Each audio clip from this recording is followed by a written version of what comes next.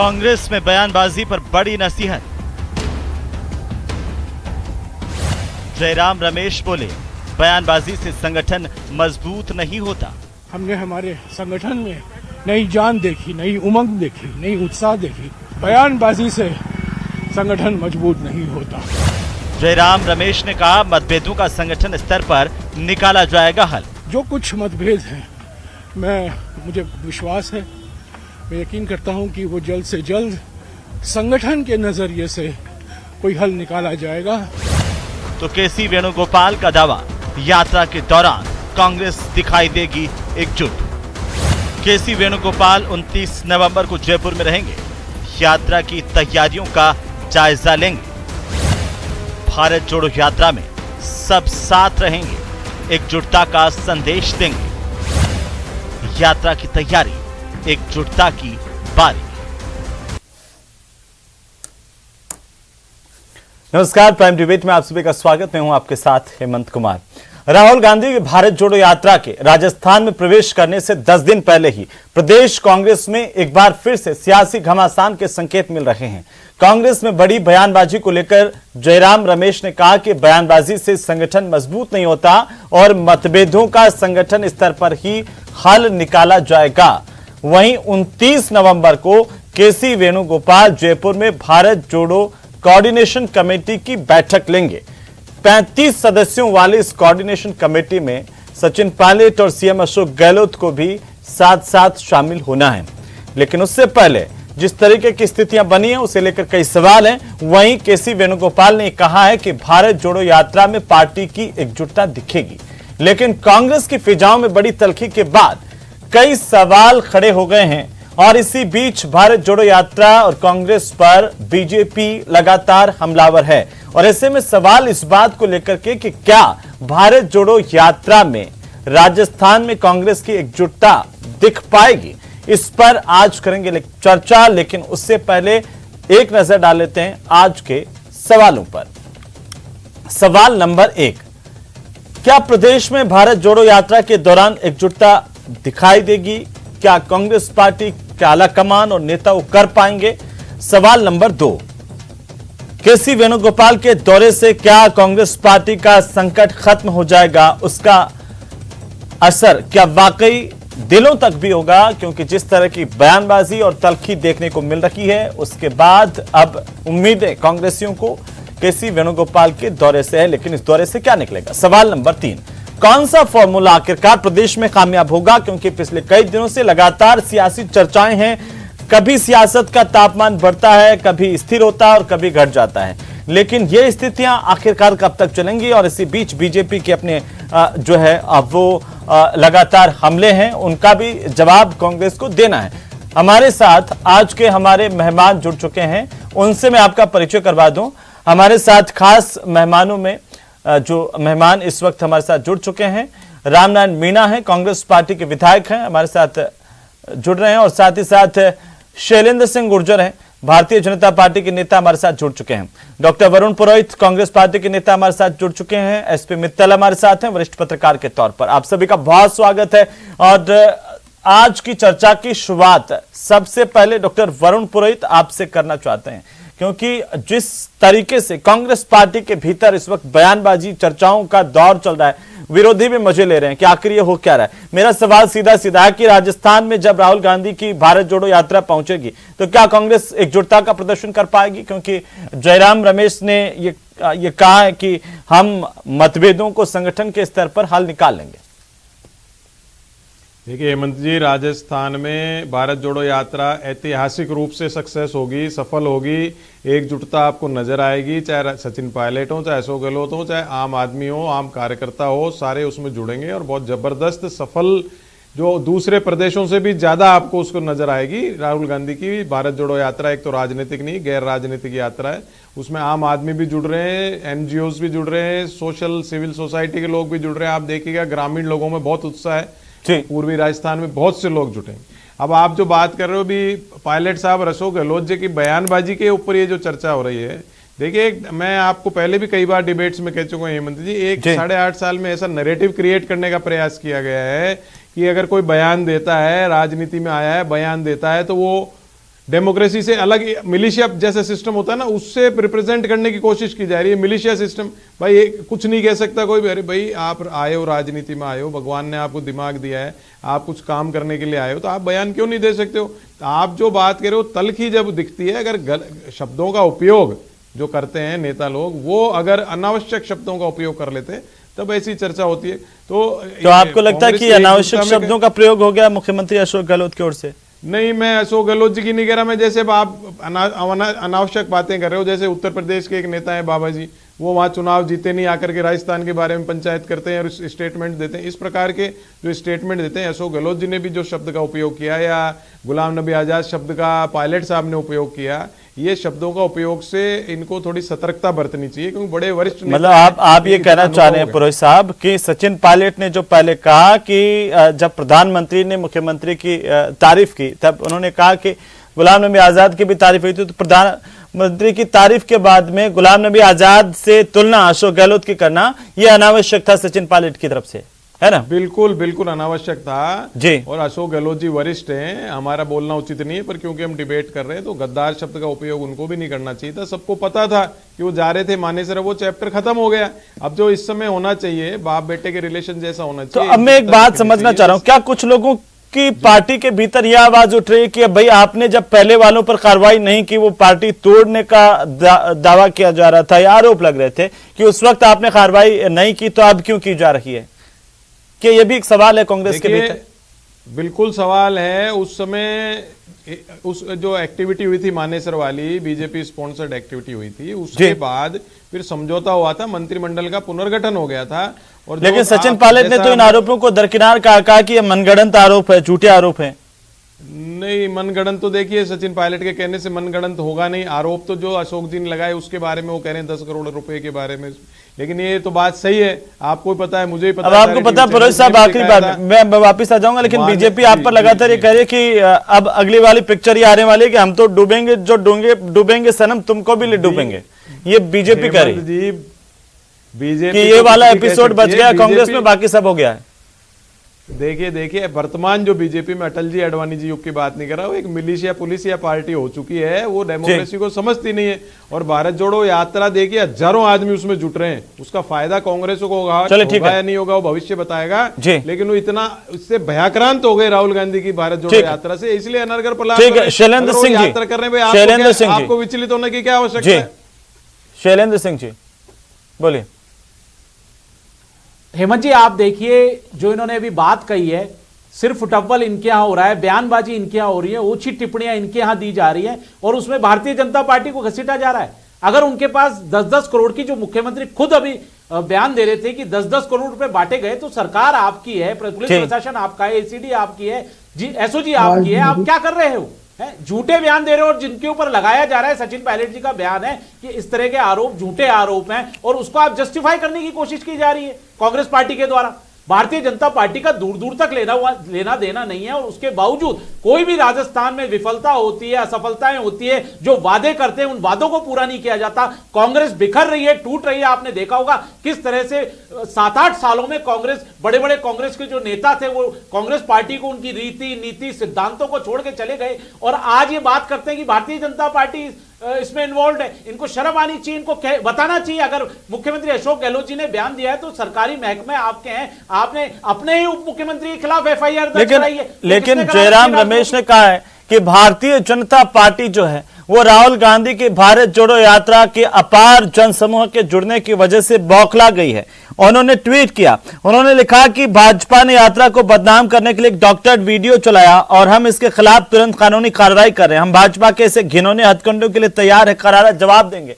और ये मैं मध्य प्रदेश की बात कर रहा हूं।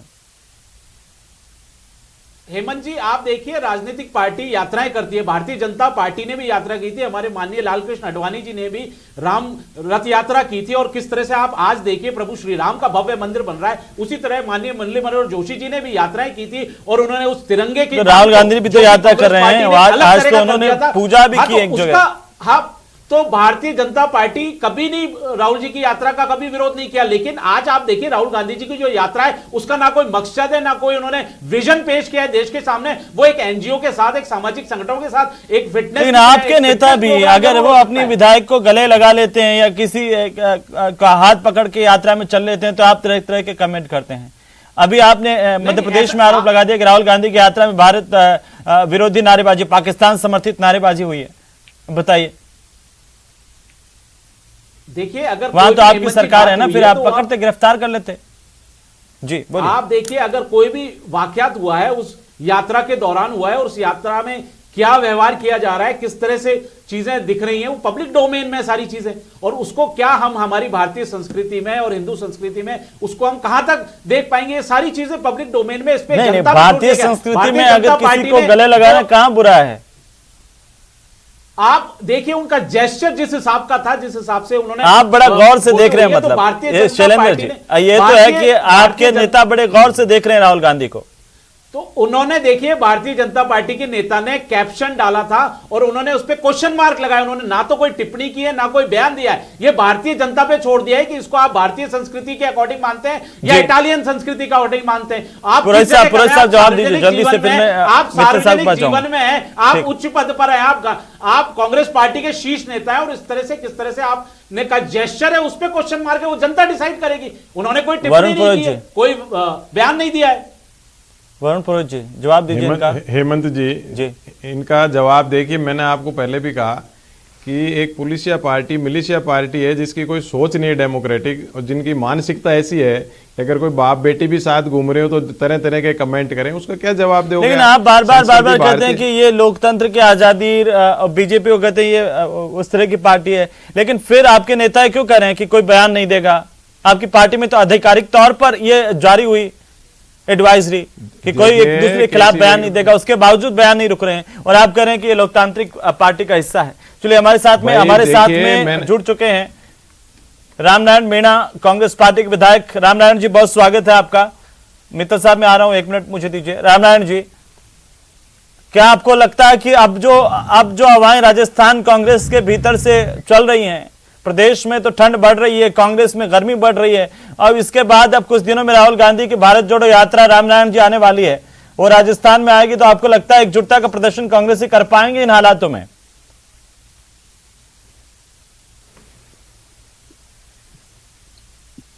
रामनारायण जी, चलिए रामनारायण जी की आवाज नहीं जा रही, शायद रामनारायण जी कोशिश करेंगे कि आप तक आवाज पहुंचे। मित्तल साहब आपके पास ही आता हुआ, ये मौजूदा जो स्थितियां हैं और जो जयराम रमेश का बयान है, कैसे देख पा रहे हैं आप इसे, एक पत्रकार के तौर पर, एक राजनीतिक विश्लेषक के तौर पर? हेमंत, मैं ये बताना चाहता हूं कि जो कांग्रेस के प्रवक्ता, भारतीय जनता पार्टी के जो प्रवक्ता है, उनकी आवाज जो है मुझ तक आई नहीं है। यदि कोई तकनीकी दृष्टि से गलती हो तो जरा उसको सुधरवा दें ताकि मुझे उनकी आवाज आ सके। अब जो आपने मुझसे सवाल किया है उस संदर्भ में बताना चाहता हूं कि कोई मतभेद वाली तो बात ही नहीं रही। कल जिस तरीके से अशोक गहलोत साहब का बयान आया वो तो एक फैसला है। उन्होंने तो एक फैसला दे दिया कि क्या नाम से कांग्रेस में उस व्यक्ति को क्या नाम से मुख्यमंत्री नहीं बनाया जाएगा जो गद्दार है। उन्होंने यहां तक कह दिया कि 10-10 करोड़ रुपए लिए गए। तो अब मतभेद मिटाने की बात का है, अब तो मतभेद है ही नहीं। उन्होंने तो अपना फैसला सुना दिया कि सचिन पायलट गद्दार हैं, और जो लोग क्या नाम से दिल्ली गए थे उन्होंने 10-10 करोड़ रुपए ले लिए। तो मुझे लगता नहीं कि कोई मतभेद समाप्त होने की बात है। और जहां तक राहुल गांधी की यात्रा का सवाल जो है, जो 3 दिसंबर से राजस्थान में शुरू हो रही है और 1 पखवाड़े तक, करीब 15 दिन तक क्या नाम से राजस्थान में रहेगी, तो बल्कि वो यात्रा भी क्या नाम से संकट में अब आ गई है कि आखिर में राहुल गांधी क्या करेंगे। राहुल गांधी क्या जब राजस्थान में प्रवेश करेंगे तो अपने साथ सचिन पायलट को रखेंगे या नहीं रखेंगे? क्योंकि जिस तरह के गंभीर आरोप लगाए हैं उस हिसाब से तो राहुल गांधी को क्या नाम से सचिन पायलट को अपने साथ रखना ही नहीं चाहिए। उस व्यक्ति को वो कैसे रख सकते हैं जो क्या नाम से गद्दार है और जिसने क्या नाम से अपने विधायकों के लिए 10-10 करोड़ रुपए भारतीय जनता पार्टी से लिए हो। तो ये सारी स्थिति ऐसी है, मेरा ये मानना है कि ये जो विवाद है, ये विवाद जो है वो अब एक तरफा रह गया है, और जिसके अंदर सारी कमान जो है चाहे वो क्या नाम से भारत जोड़ो यात्रा की हो, चाहे वो राजस्थान में कांग्रेस की राजनीति की हो, वो सारी की सारी अशोक गहलोत साहब के पास है। जहां तक 29 क्या नाम से नवंबर को केसी वेणुगोपाल साहब आ रहे हैं और उन्होंने कहा कि क्या नाम से जो बैठक होगी, समन्वय समिति की जो बैठक होगी, उसमें एकता देखने को मिलेगी। एकता क्या देखने को मिलेगी? ये वही वेणुगोपाल है जिन्होंने 15 दिन पहले कहा था कि राजस्थान का मसला 2 दिन में निपट जाएगा। आप देखिए 15 दिन गुजर गए, अब तक कुछ भी नहीं हुआ। और उसके बाद में सचिन पायलट साहब, उसके बाद में अशोक गहलोत साहब का जो बयान अभी सामने आया, वो तो क्या नाम से और क्या नाम से विवाद को बढ़ाने वाला बयान। ठीक, मैं उन चुनौतियों पर बात करूंगा, इसको लेकर के आपके पास वापस आऊंगा। लेकिन रामनारायण मीणा जी जो कि काफी समय से इंतजार कर रहे हैं, मीणा साहब अगर आप मुझे सुन पा रहे हैं तो मित्तल साहब कह रहे हैं कि अब कांग्रेस में विवाद से आगे बात निकल गई है, सुलह की तो कोई बात अब लगती नहीं है। जी जी जी, ये बिल्कुल सही कह रहे हैं, लेकिन वास्तविक स्थिति इससे विपरीत है। वास्तविक स्थिति ये है कि कांग्रेस में राजस्थान में 2 लीडर नहीं है, पूरा राजस्थान कांग्रेस में है।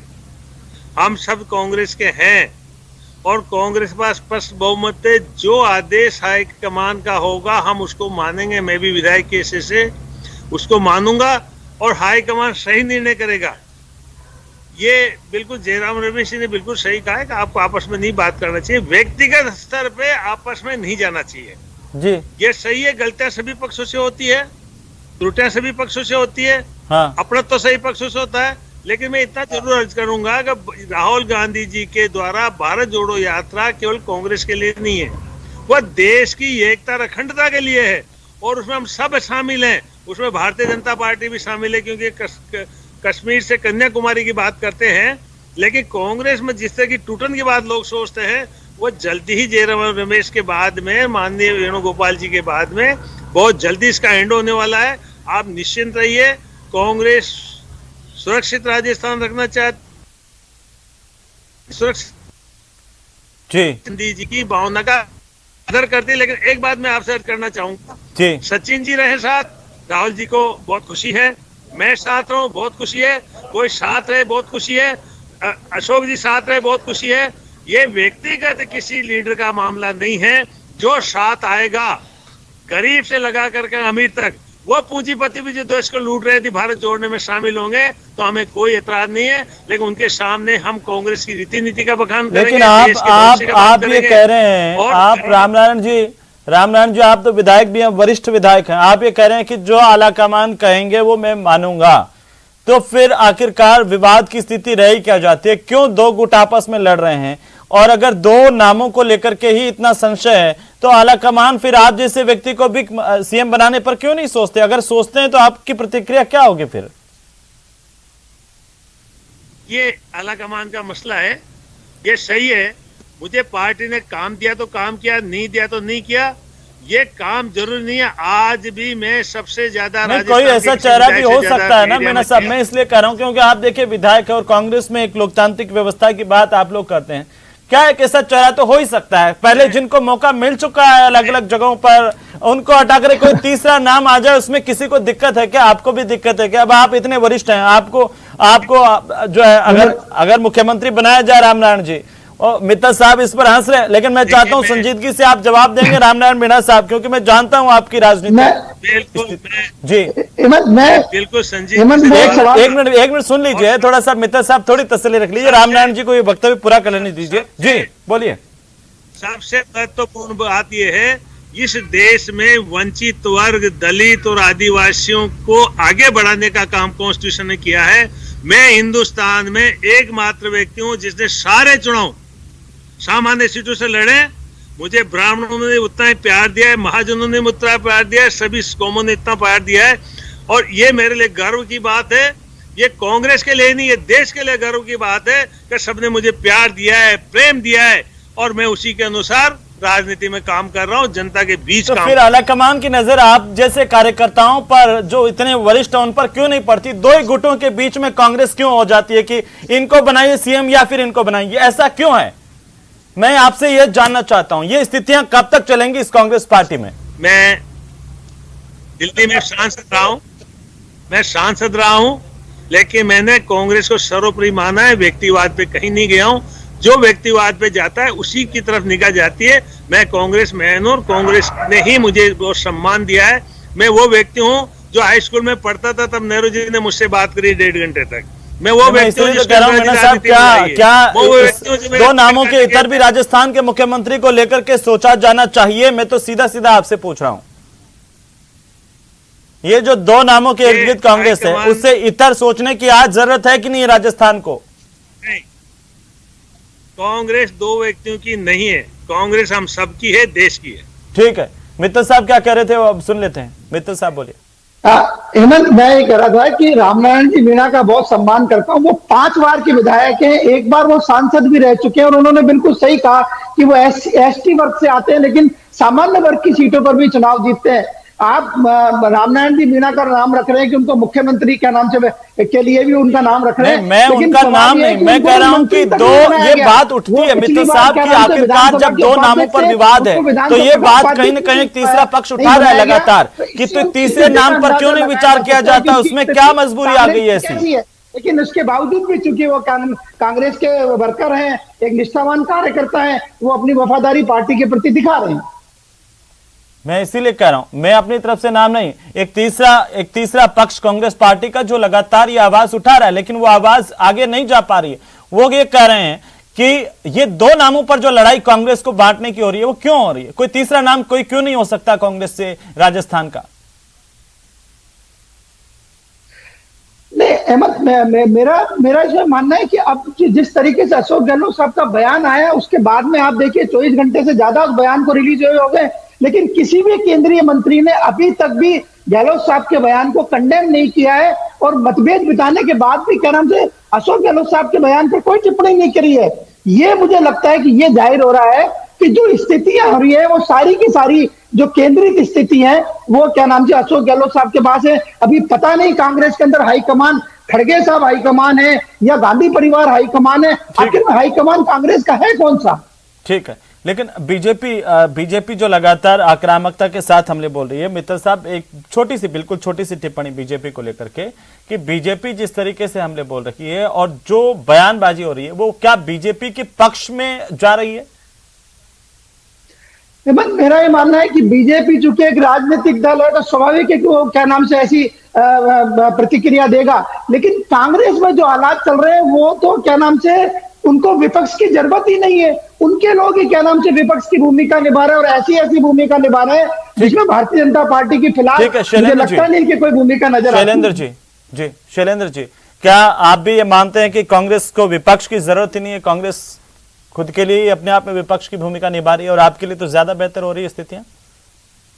हेमंत जी, आपने देखा होगा भारतीय जनता पार्टी ने पिछले 4 साल में 18 से 20 बड़े आंदोलन किए हैं हमारे अध्यक्ष सतीश पूनिया जी के नेतृत्व में और हमारे शीर्ष नेताओं के नेतृत्व में। और आप लोगों ने देखा होगा हमने सरकार को, कांग्रेस पार्टी को, चाहे पेपर लीक जो हुआ था, रीट का पेपर लीक हुआ था वो कांड हो, चाहे आप देखिए कानून व्यवस्था पे हो, भ्रष्टाचार पे हो, महिला उत्पीड़न पर हो, अत्याचार पर हो, दलित आदिवासियों के अत्याचार पर हो, भ्रष्टाचार पर हो, हमने बड़े बड़े आंदोलन किए हैं और आप देखिए सरकारों को झुकाया। अभी आपने देखा होगा राइट टू हेल्थ बिल लाए, वो गलत बिल लेकर आते हैं, जल्दबाजी में घोषणाएं करते हैं, उनको हमने झुकाने का काम किया। भारतीय जनता पार्टी ने बिजली की दरों पे लगातार ये बात कर रही है कि उसके लिए विपक्ष की जरूरत नहीं है, आप लोग आपस में ही खुद विपक्ष हो जा रहे हैं खत्म करने के लिए। तो हेमंत जी, मैंने कई बार आपसे डिबेट में मैंने पहले भी कहा कांग्रेस को सेंट्रल सिस्टम दुरुस्त करने की आवश्यकता है। अभी आपने रामनारायण जी मीणा, मैं परिचित हूँ बचपन से इनसे, बहुत वरिष्ठ नेता हैं। अगर कांग्रेस पार्टी, मैंने आपको पहले भी कहा अशोक गहलोत सर्टिफिकेट या सचिन पायलट सर्टिफिकेट दे वही कांग्रेस का आदमी कार्यकर्ता थोड़ी होगा।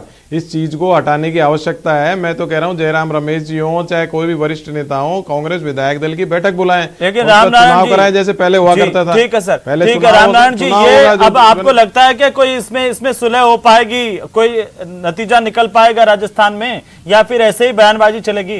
बिल्कुल नतीजा निकलेगा। कब निकलेगा? आप तो पिछली डिबेट में भी कह रहे थे कि अभी 10 दिन में निकल जाएगा।